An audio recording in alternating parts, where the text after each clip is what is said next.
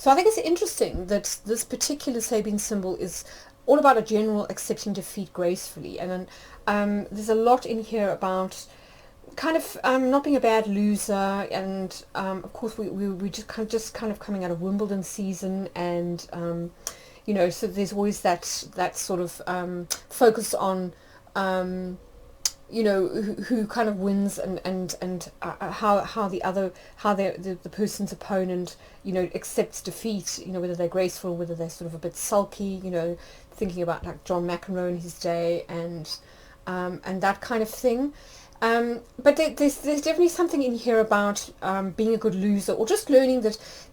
sometimes it's better to sort of like lose the battle but win the war type of thing. In other words, not putting your ego or pride kind of in the way, and really being prepared to sort of like not necessarily let bygones be bygones, but letting go of the charge that might have kind of that might kind of develop around losing, if you feel like you've lost face, or if somebody's trying to humiliate you, or if you just are embarrassed because you haven't really won. I kept thinking a lot about like Lao Tzu, and who was the other chap, the one that Dominic Cummings is always sort of talking about, the art of war. And, particularly in the Oriental systems, they really kind of emphasize this idea of nobility of character, that really the sort of noble one is the person who doesn't let their ego kind of get in the way of things, who does the right thing, who realizes that it's more important to, to kind of contribute, and to be unselfish in the sort of noble sense, in the sense of not kind of giving yourself away, but in the sense of putting aside your particular needs for the needs of the whole. And that's a big theme at this particular full moon, is this need to sort of to focus more on social justice rather than personal glory, to focus more on like the greater good, as opposed to simply your own kind of personal career success or status, fame, that kind of thing. There's a strong emphasis on kind of pragmatic service, and it's interesting that we're having here in the UK the leadership contest for who's going to be the new Prime Minister, the leader of the Tory party, that Boris Johnson has resigned, and I think we'll be kind of looking. I think the British electorate, even though we won't be voting for whoever the next person is, there'll certainly be a kind of trial by media, in the sense that all the candidates will be kind of setting out their stalls in terms of their campaigns, their leadership campaigns in the media,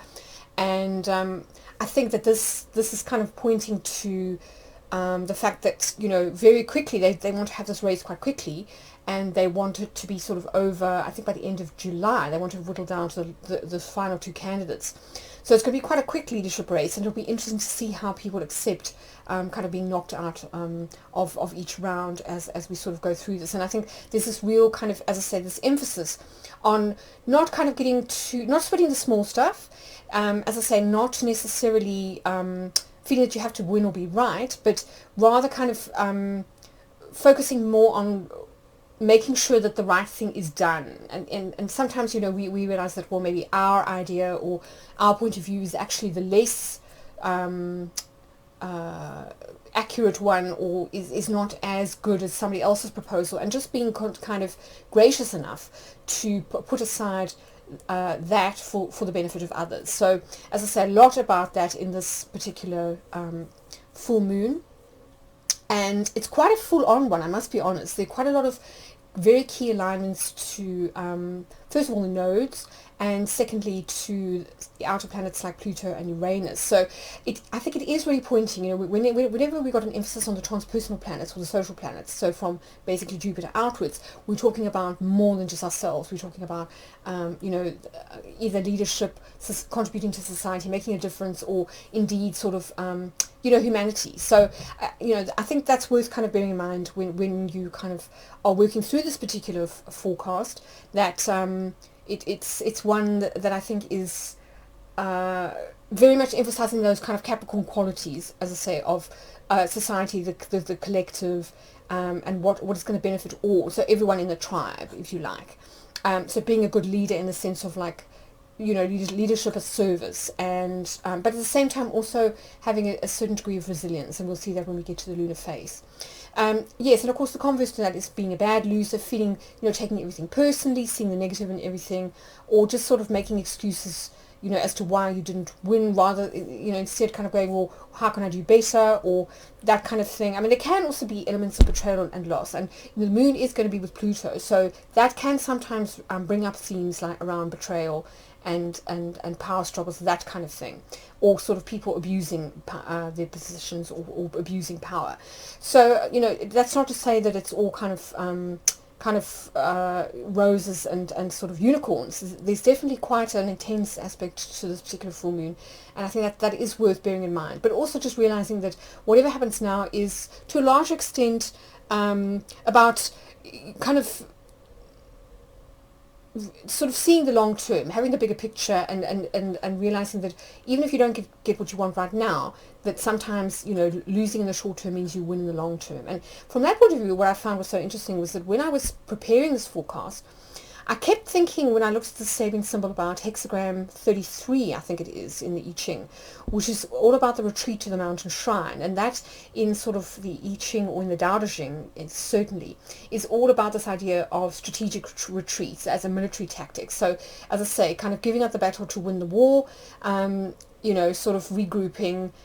strengthening your position, and then sort of resuming at a later date, or else, it can also be that idea of kind of like fooling your enemy into thinking that you've kind of given up, when actually you are just sort of like regrouping, kind of rearming, if you like, or, resting. And also sometimes, sometimes by giving way, by being the more gracious opponent, or person in a particular challenge or